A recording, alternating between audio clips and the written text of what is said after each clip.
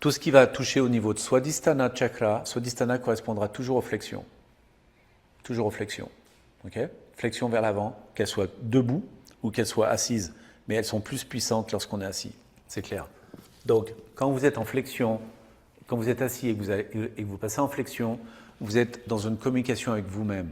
C'est pour ça que symboliquement, les yogis ont mis un emphase extraordinaire. Pour eux, c'est obsessionnel même. Mais de toucher ses pieds avec ses mains. Parce que c'est faire une boucle fermée. Et ça représente la course de l'individu, son développement. Comprenez? Donc on se relève et que les mains sont loin des pieds, on représente d'une certaine manière les ancêtres.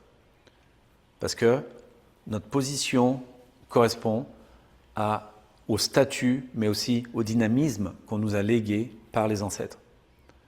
Comment les ancêtres se tenaient, qui étaient-ils, quel était leur travail et de quelle façon leur corps était placé. Mais lorsqu'on se penche sur soi, c'est un retour à soi. Donc, d'aller en flexion, qu'on soit debout ou qu'on soit assis, représente le côté humble de soi. Et dans ce côté humble, c'est le retour à soi. C'est le développement de l'individu. C'est pas l'affirmation de soi, c'est le plongeon en soi. Et le plongeon en soi va être, d'une certaine manière, pensez-y bien, d'amener le centre émotionnel du ventre vers les jambes qui représentent, d'une certaine manière, le plan d'action.